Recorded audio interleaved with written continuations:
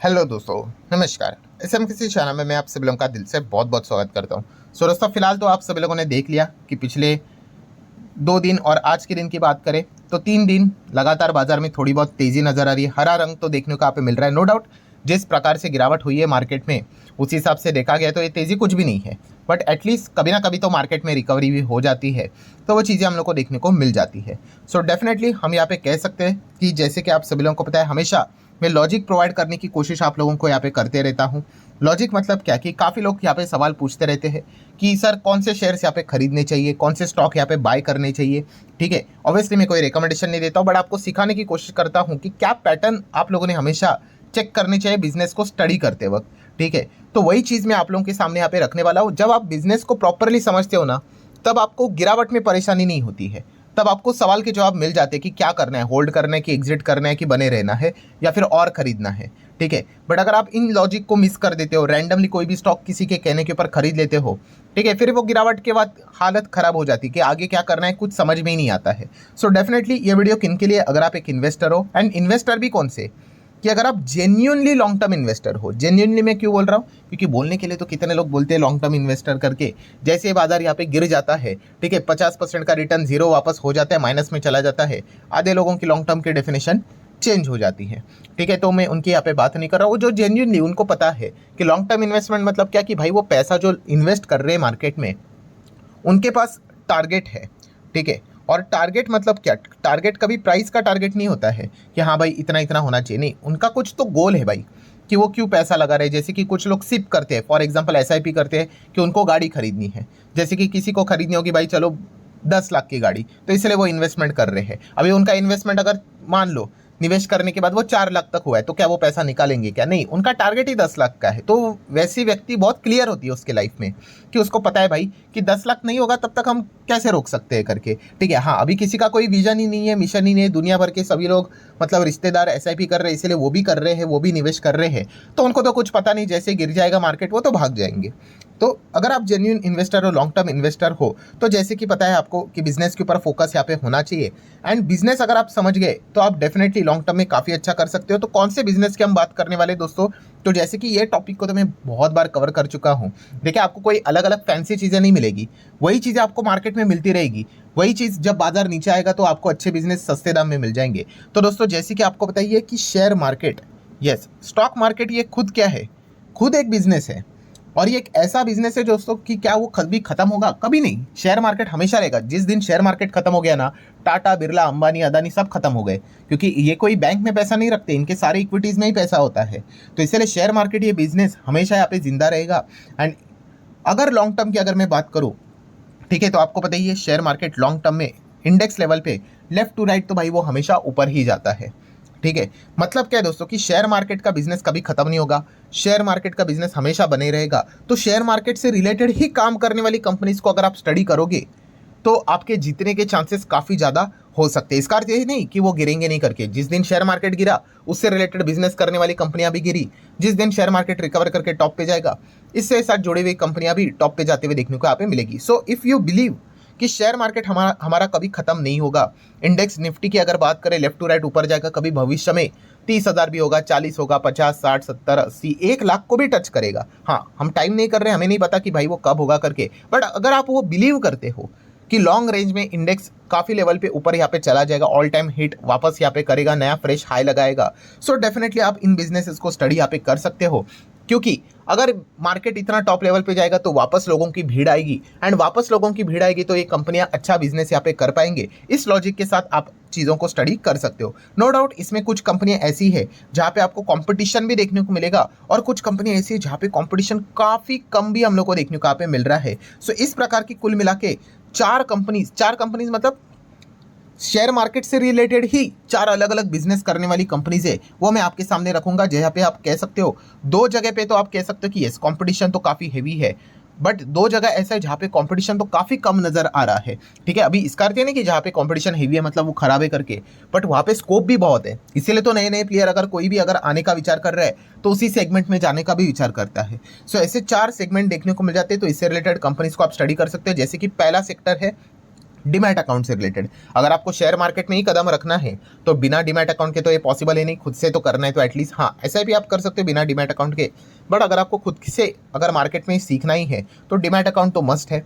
And demat account की अगर बात करें तो ब्रोकर तो सामने आ ही जाते हैं। सो आप देख सकते हो कितने सारे broker, full service discount broker देखने को मिल जाते हैं। नो डाउट डिस्काउंट ब्रोकर हम कह सकते हैं इन्होंने ही पूरा मार्केट का काया पलट करके रखा है, बिकॉज जो पहले फुल सर्विस ब्रोकरिंग देखने को मिलते थे भाई इसके लिए आपको काफ़ी हेवी फीस देनी पड़ती है, ठीक है। बट डिस्काउंट ब्रोकर ने क्या कर दिया, पूरा मार्केट चेंज करके रख दिया। इसीलिए तो रिटेल प्लेयर इतना ज़बरदस्त लेवल पे मार्केट में आ चुके हैं। वरना पुराने समय की अगर मैं बात करूँ ना, अगर कोई बोलता था कि मैं शेयर मार्केट इन्वेस्टर हूँ तो भाई वो एक बहुत बड़ा प्लेयर समझा जाता था, क्योंकि उसके पास अच्छे पैसे होंगे, क्योंकि अकाउंट खोलने के लिए बहुत पैसे लगते थे।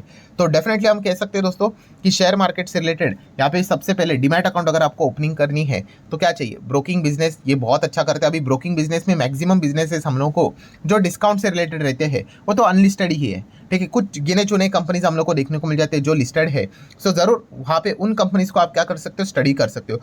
एंड यहाँ पे एक थोड़ा सा कैच भी है। कैच है मतलब क्या है दोस्तों कि ये जो कंपनियां होती है ब्रोकिंग वाली कंपनियां, ये ट्रेडिंग से ज़्यादा कमाती है, ठीक है। इन्वेस्टमेंट से उनको इतना कुछ ज़्यादा फायदा यहाँ पे होता नहीं है। एंड ट्रेडिंग में भी कौन सा, तो FNO trading. And FNO trading में फिलहाल प्रॉब्लम यहाँ पे क्या चल रहा है कि यस सेबी इनके पीछे पड़ चुका है। क्यों, क्योंकि काफ़ी सारे रिटेल प्लेयर्स कोविड के बाद एंटर करते हुए देखने को मिल चुके हैं। एंड एफएनओ में आपको पता ही है, ये मेरा डेटा नहीं है, सेबी का ही डेटा है कि मोर देन 90% लोग क्या करते हैं, पैसा यहाँ पे खो देते हैं, ठीक है। तो कमाने वाले काफ़ी कम, एंड उसमें भी कमाने वाले बड़े बड़े इंस्टीट्यूशनल से ही है, बड़े बड़े प्लेयर्स, ठीक है। सो बाकी जो भी लोग आपको ये बातें बोलते रहते भाई एफएनओ करो, ये करो, वो करो, भाई उनका अल्टीमेटली उद्देश्य गोल एक ही होता है कि उनके कोर्स बेचा जाए एंड वहाँ से ही वो पैसा निकाल लेते। कोर्स बेचना कोई गलत बात नहीं होती, बट आप ऐसी चीज़ें लोगों को सिखा रहे जहाँ पे आप खुद नहीं कमाते हो, ठीक है। तो वो एक बात हम लोग को गलत देखने को मिल जाती है। सो अगर आप ब्रोकिंग से रिलेटेड कंपनीज को स्टडी करने जाते हो तो ये वाला मुद्दा याद रखना कि ट्रेडिंग से रिलेटेड लगातार से भी सख्त होते हुए देखने को मिला। इवन जीरोदा ने भी पहला यहाँ पे क्या बताया है कि डी ग्रोथ बताया है 15 साल में। तो ये एक पॉइंट आपको जरूर पता है यहाँ पे होना चाहिए। नेक्स्ट अगर हम बात करेंगे दोस्तों तो डिपॉजिटरी। यस, डिपॉजिटरी एक ऐसा बिजनेस है जहाँ पे काफ़ी कम कंपटीशन है, बिकॉज यहाँ पे दो ही बड़े डिपॉजिटरीज देखने को मिल जाते हैं, एक है एनएसडीएल, दूसरा है सीडीएसएल। वैसे भी एनएसडीएल में अभी ज़्यादा बिजनेस यहाँ पे देखने को नहीं मिलता है, मैक्सिमम बिजनेस सीडीएसएल के पास ही देखने को यहाँ पे मिल जाता है। लगभग 50% से ज़्यादा मार्केट का शेयर सीडीएसएल के पास ही देखने को यहाँ पे मिल जाता है। सो ये काफ़ी फंडामेंटली स्ट्रॉन्ग कंपनी। तो बहुत ही सिंपल है, मार्केट जब तेज होगा तो सीडीएसएल का भी बिजनेस अच्छा होता है, और जैसे बाजार गिर जाता है सीडीएसएल का भी बिजनेस कम होता है। क्योंकि अल्टीमेटली क्या होता है, जब आप शेयर खरीदते हो लॉन्ग टर्म के हिसाब से और उसको बेचते हो, सो जो चार्जेस यहाँ पे लगते हैं हम लोगों को, ठीक है, तो इसी से सीडीएसएल अच्छा खासा कमाई यहाँ पे करता है। सो डेफिनेटली इस चीज़ को लेकर आप सीडीएसएल को चाहो तो डिटेल में स्टडी कर सकते हो, ठीक है। मार्केट लॉन्ग रेंज में अगर काफ़ी ऊपर जाएगा तो वापस काफ़ी सारे लोग मार्केट में आएंगे। पहले 2 करोड़ से भी कम डीमैट अकाउंट देखने को यहाँ पे मिलते थे, अभी वही संख्या बढ़कर लगभग 18-19 करोड़ के आसपास जाते हुए देखने को यहाँ पे मिल चुकी है। सो डेफिनेटली हम कह सकते हैं सीडीएसएल जैसी कंपनी, अगर आप बिलीव करते हैं कि लॉन्ग रेंज में मार्केट काफ़ी अच्छा करेगा तो आप जरूर चाहो तो इसको स्टडी कर सकते हो। Balance sheet wise company fundamentally काफ़ी स्ट्रांग है। आरएनएस देख सकते हो 400 करोड़, 500, 700, 800, अभी 1000 करोड़ के रिजर्व्स एंड सरप्लस है।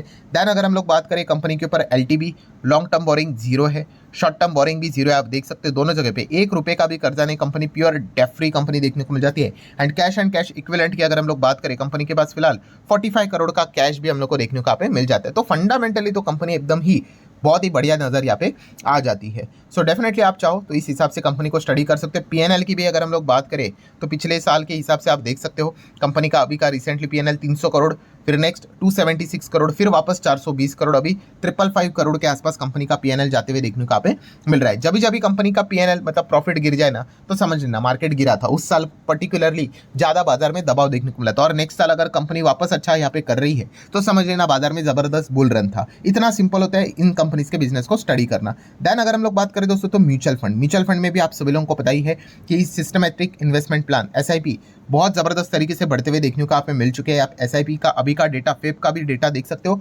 लगभग 26,000 करोड़ के एसआईपी भी अभी भी हम लोग को मंथली चलते हुए देखने को मिल रहे हैं। इस चीज़ के चलते डीआईएस काफ़ी मजबूत हो चुके हैं, जो एफआईएस को ज़बरदस्त टक्कर दे रहे हैं, ठीक है। अगर डीआईएस के पास इतना पैसा नहीं होता तो एफआईएस तो शायद से मार्केट जो 12% गिरा था उसको 18% तक भी गिरा सकते थे। इतनी ताकत उनके पास देखने को मिल जाती है। हाँ, नो डाउट, बट सर मतलब SIP लोग यहाँ पे रोक रहे हैं, ये चीज़ें चल रही है, वो तो हमेशा चलता है भाई, मार्केट जैसे गिरेगा ये चीज़ें चलती रहती है, ठीक है। जैसे बाजार भागना शुरू तो एकदम ऑल टाइम पे हाई पे डिमैट अकाउंट खुलना भी शुरू, SIP ने स्टार्ट होना भी शुरू, लोग पैसा डालना भी शुरू, ठीक है। एकदम विपरीत चीज़ें करते हैं, जब बाजार गिरता है तब पैसा निकाल लेते हैं, और जब बाजार टॉप पे होता है तो टॉप लेवल पे खरीद लेते हैं, ठीक है। तो बताने का मकसद क्या है कि म्यूचुअल फंड वाला बिजनेस भी लॉन्ग रेंज में काफ़ी अच्छा करेगा, ठीक है। हर किसी के पास इतना टाइम नहीं होता है कि जो बाजार को खुद से स्टडी करके निवेश करे, तो हाईली प्रोफेशनली जो लोग जो रहते हैं वो क्या करते हैं, अपने पैसे को इन्वेस्ट करने के लिए म्यूचुअल फंड का ही सहारा लेते हैं। तो इस चीज़ को लेकर जो HDFC AMC, आदित्य बिरला सन लाइफ, निप्पॉन, UTI जैसी जो कंपनियां हैं वो अच्छा खासा पैसा कमाते हुए देखने को मिल जाती है। नो डाउट इसमें काफ़ी ज़्यादा कॉम्पिटिशन भी होता है,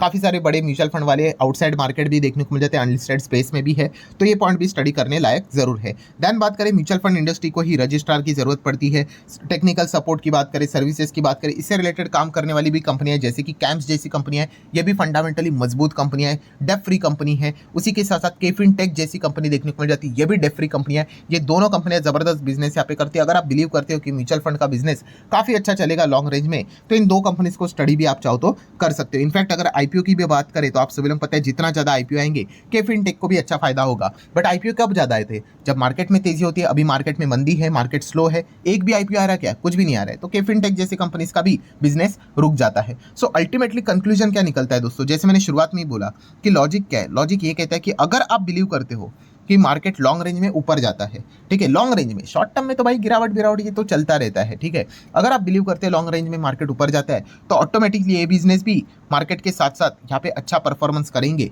ये लॉजिक हम लोग को देखने को यहाँ पे मिल जाता है। अगर आप इस चीज़ को बिलीव करते हो तो आप इन चाहो तो कंपनीज को स्टडी यहाँ पे कर सकते हो। तो आशा करता हूँ दोस्तों वीडियो हेल्पफुल लगा होगा, चाहो तो लाइक एंड शेयर कर सकते हो। मिलते हैं अगले वीडियो में, तब तक के लिए बाय बाय।